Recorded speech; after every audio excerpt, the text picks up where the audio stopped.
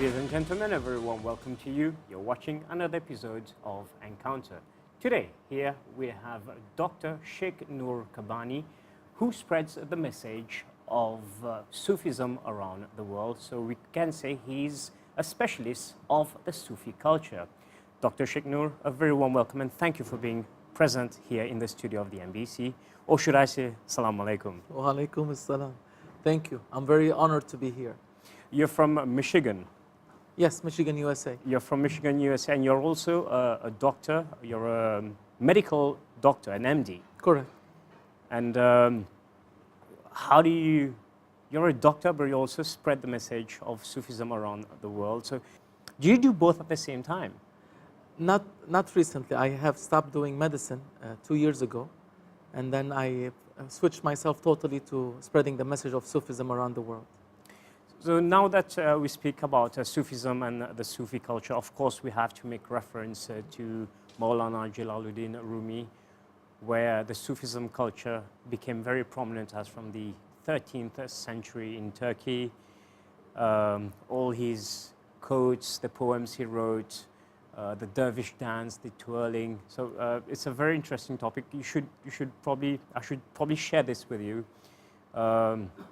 3-4 years ago, when my encounters began, it was called another program. It was called In Search of the Self, and the very first program was on Maulana Jalaluddin Rumi. So this is a great sign.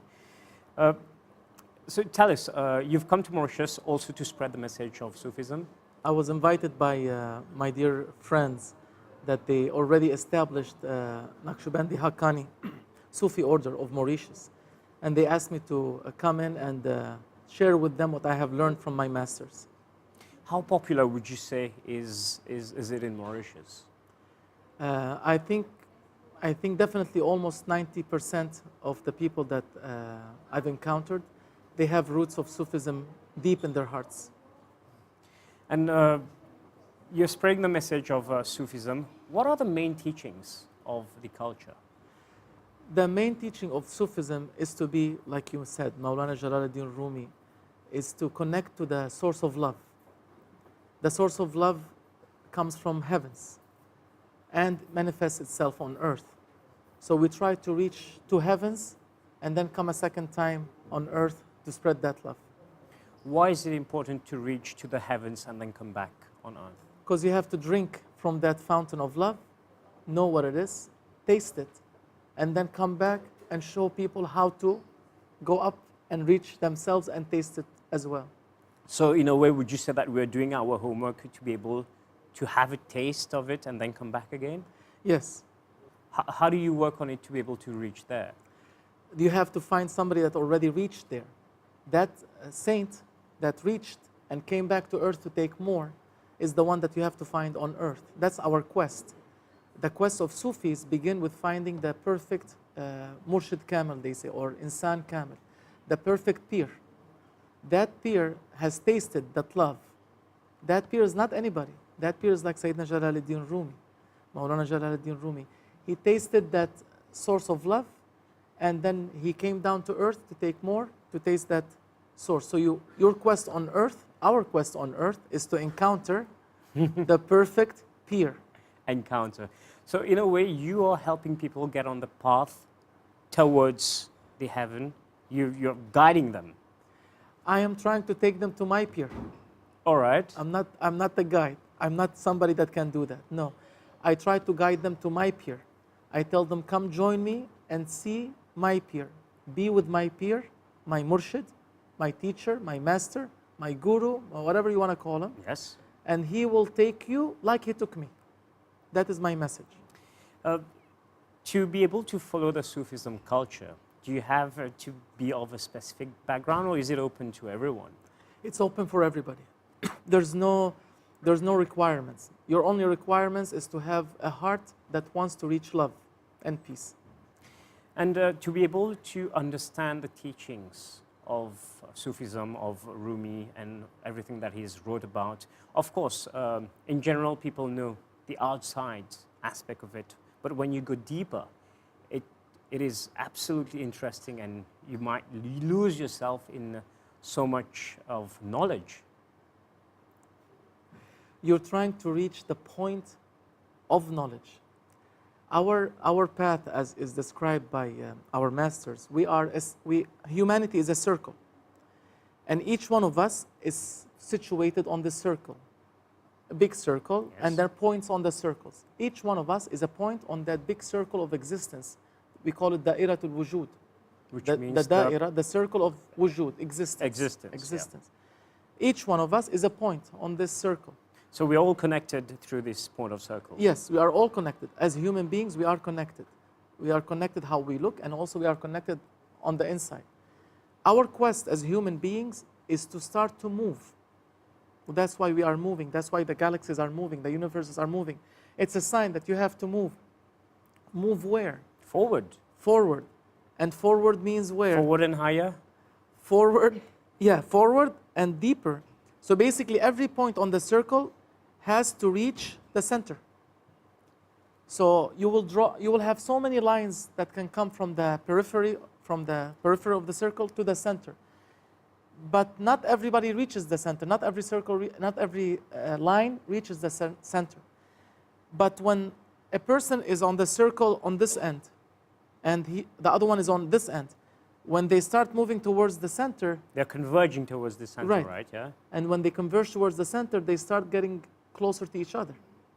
Because they have more affinity to one another. Right, because they're directing themselves to the same source, and they're coming closer, and coming closer, and they meet in the source. So all of humanity is supposed to meet in that one point, in that source of love. The point of love, as you mentioned earlier. What would be, let's say I do not have any experience, I do not have any knowledge, what would be the first thing you would tell me to start moving towards that point of light where humanity meets? Humanity is supposed to know about that light. So God gave us a mind. Did you say that humanity is supposed to know? To know about the light. Why do you say supposed to know? Because we don't try to know about the light. You're trying to say that we used to know, we don't know anymore? We used to know. So, before we came to this earth, we knew our Creator. We knew the light.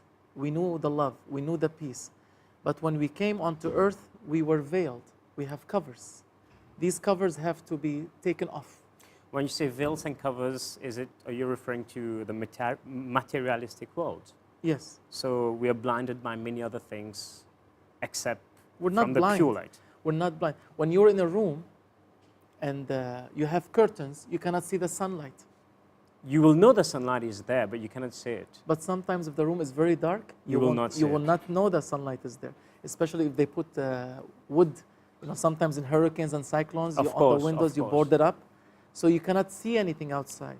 So you don't know if it's day or night. So these veils, if they're very, very thick, you don't see the light. You are restricted within your body. Our bodies are prison.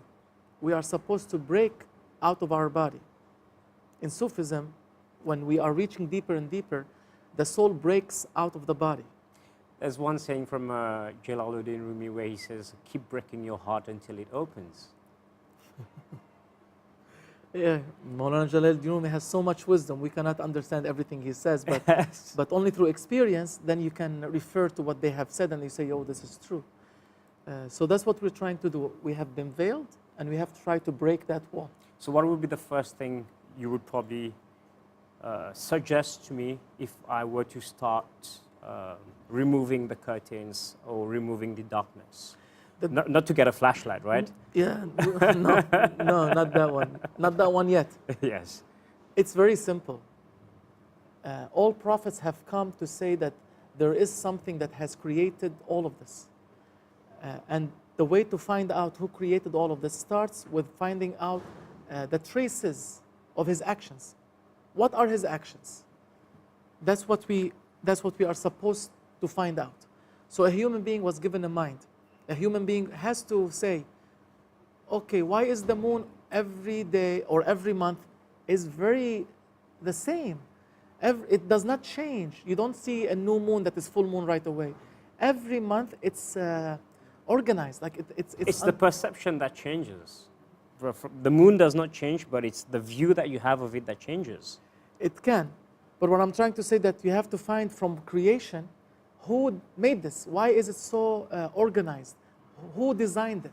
Nowadays, you design a watch and you say it's a precision watch. The moon also is precision. Why? Right. But who made it? We did not make a moon. We don't make moons. That's a very interesting question. So who made the moon? People don't ask that question. So the prophets or the messengers or the teachers, they come, they say, first of all, you have to find out what he actions. What are the actions of God? So who made the moon? We're still trying to figure it out? They have theories. Yes. What are the theories? Big Bang. The Big Bang. Fantastic. So I'll return back to my question. So what would be the first thing to remove the curtains? To know God by his actions. All right. And that's what I'm trying to say, that, okay, who gave me 2 eyes? God. That's what we start to say, that somebody given me 2 eyes. Because not everybody has 2 eyes. Some people they're born with 1 eye. Yeah, some people are born blind. They're born blind. So who is determining who gets the eyes and who does not? There is a system. There is a creator. There is a force. There's an energy. So people, when they get stuck, they say nature. When they're stuck, they say nature. Because they cannot go beyond, but they confirm the existence of nature. So if nature was a reality, it has to be God. It has to be the one that created. That makes sense. So that it came from somewhere. It came from somewhere. And they say nature most of the time, but we say no. It's beyond nature. There is a creator, somebody that created nature as well. Why does the apple tree every season brings out apples? Why not the next season oranges? Because it's an apple tree. How come it's always an apple tree? Because it has a code. It has genes. Because it was an apple seed that was planted. Right. Which has the DNA and right. the code, has right? The code. Yeah. So who put that code in that seed? I don't know. That's what we don't know. That's what we don't know. So curiosity, that's why God gave us mind and curiosity. We always Google, let me find out more, let me find out more. So God wants us to work the same way, but finding about Him. What did I create? Who created the weather, for example, the rain, the sand, the universes? There's something there.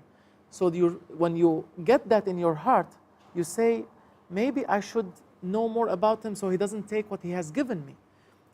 Because some people don't want to lose what they have.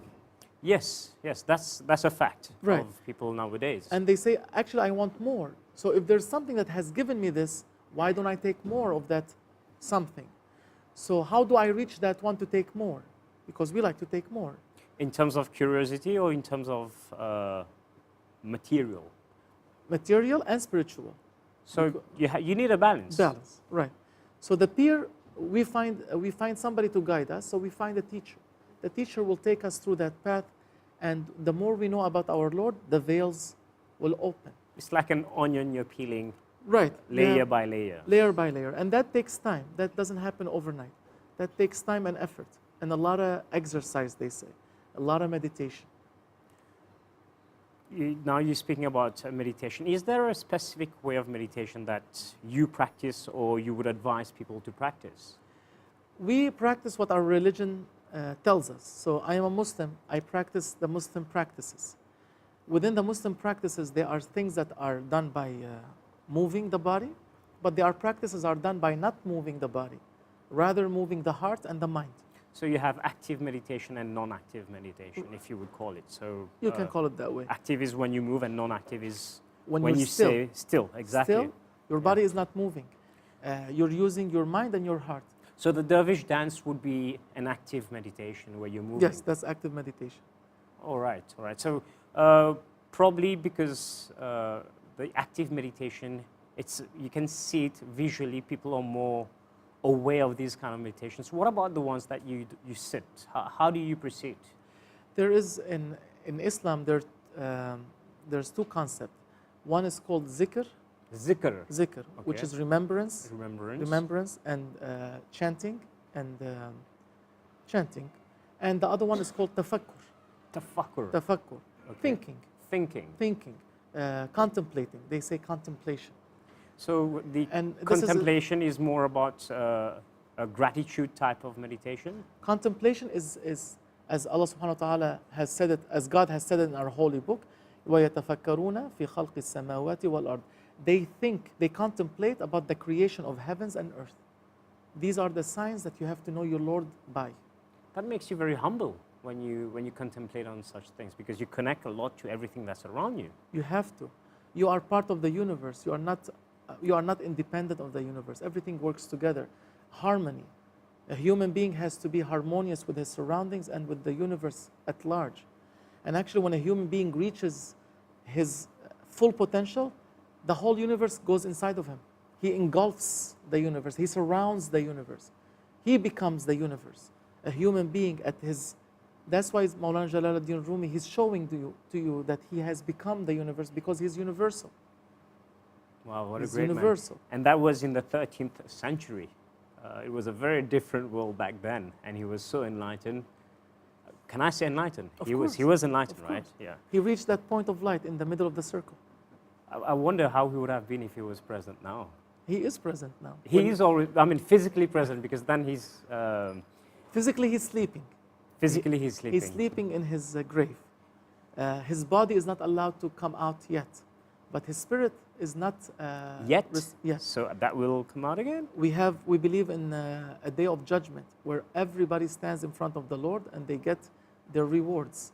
You have an examination, and then you have a time that they will give you your scores. I hope I'll be there. I'll get to meet Maulana Jalaluddin Rumi then. But yeah, no, but the fact that all his poems are still very relevant nowadays, all his teachings are still here. So yes, he's still here in terms of he's affecting the lives of people on an everyday basis. You mentioned the first thing to know is the ways of God. That would be the first thing. The actions. The actions of The God actions would be the of God. first thing to know. What would be the second thing to know? The second thing is where the actions came from. These actions' origins. The origin of any action is your characteristic.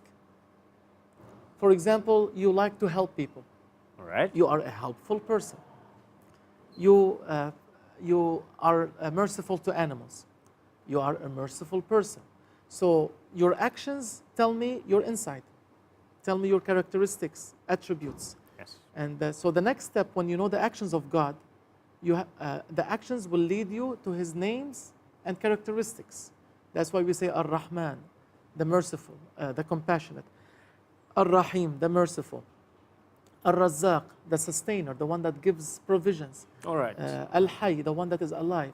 So these are His names and characteristics. So actions will lead you to His characteristics and attributes. So He has given you power. Why now you have power, but when you're 60, 70 years old don't have power? You age? Okay, they say age. Yeah. They say because the body gets weaker. Yes. Why does the body get weaker? It's the evolution of life. The power is being taken out. Whoever put the power in, it takes it out. See, from what you're saying is there's a reason for it? Yes, there is a reason. You are born weak. When you're a baby, you're fresh. You're 1 month old. You know nothing. There's nothing. There's nothing. You don't move. It's empty. Yeah. So it's not the age, because a 1 month old baby, a 2 month old baby is very fresh and young, but don't move until like they're 3 or 4, and then they stand up at 6 or 7. Yeah. I mean, stand up means just like put weight. Yeah. So it's not the age. It's somebody that puts power in the body, and somebody that takes power out of the body After a certain age. after a certain age. So somebody has the treasuries of power. That's why we call him Almighty, Allah Almighty, or all-powerful. That is one of his characteristics. So his power, he inserts it into human bodies to understand that my power, I was a little kid, I needed all the help I needed. But when I was now in our 30s and 40s, we are strong. Very strong, at the peak of our physical bodies. Right. Yes. So we say, who put that power in us and who takes it out? So these actions show you the attributes of the Lord. That's why we say the all-powerful. This is a very interesting question. So you believe that it's the God that takes away the power, but gives you spiritual power? Everything comes from Him. So as we grow, we get more spiritual. So even if we lose in terms of physical, we grow in terms of spiritual power. Yes, we can. We can. We can. We can. If we practice the right meditation the right way, we can. Otherwise, we don't. So we learn about the actions of God. Then we know his we characteristics. know the characteristics. Where We the know action- where it originates Right. from. And probably the next one you would say is we understand it. We ne- study them. We be with God. You be with God. Right. You can never understand God by yourself. You understand God by God.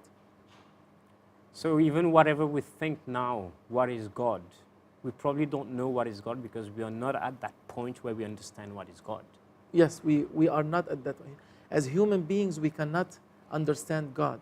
We are a creation. He is a creator. There's a boundary. There's a boundary. So we cannot cross that boundary. He is the God. He's the creator. We cannot get closer to Him. You get closer to him. You get closer to the boundary. Right. Yeah. And then he blesses you. Yeah. And then you know him by him. So that's where the judgment day comes, so that when you will know if you gotten enough close or not. But you can know before that. Of course, of course. You of can know course. before. Judgment day is when we die. We all believe that we're gonna come up. All human beings come up and stand in front of God, and God will tell us our scores. But God, we believe that He is very merciful. On that day, what will happen? We don't know, but we believe that He is merciful and He's gonna have mercy on everybody. Dr. Syed Noor, what would you say is the main concern nowadays?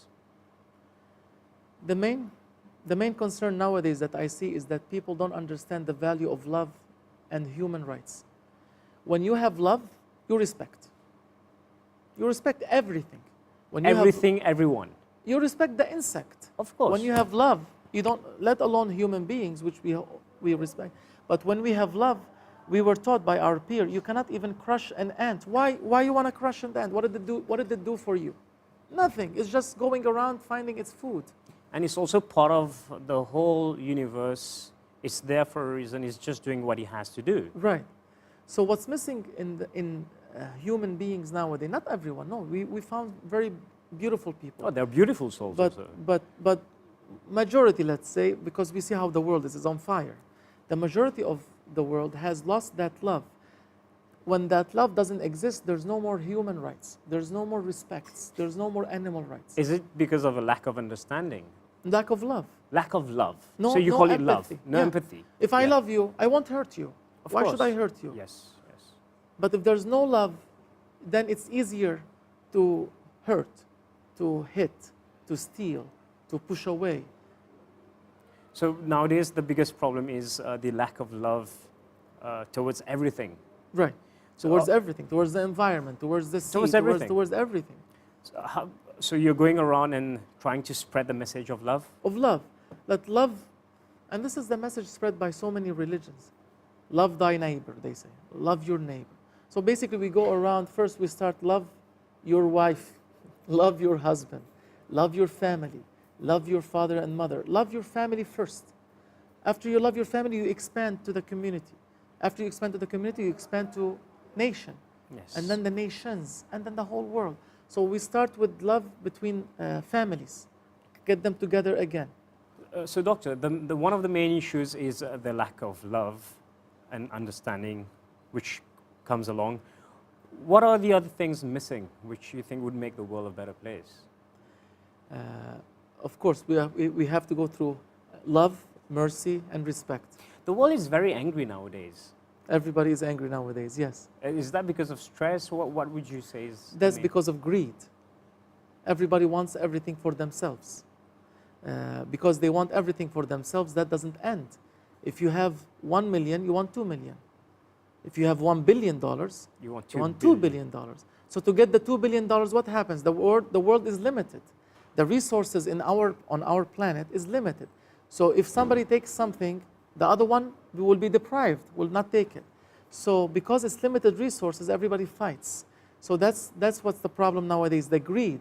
They are not content with what they have. They want what he has, what she has. I'm talking about not only human beings, but countries. Yeah. Countries, they want what other countries have. They want to dominate everything. They want the whole world. So once they have the whole world, they say, oh, we need now Mars. We need now the other planets. Dr. Syed Noor, one thing I haven't told the viewers is that you're of the direct lineage of Maulana Jalaluddin Rumi from your mother's side. Correct. So you have Jalaluddin's blood within you, if I may say. So we have come to the end of this episode. What we'll do is we'll speak a bit more about this in the next episode. Until then, if you have any queries, any questions on the topics that was discussed on the guests, please drop us an email at encounter@mbc.itnet.mu. Until then, take care. Goodbye.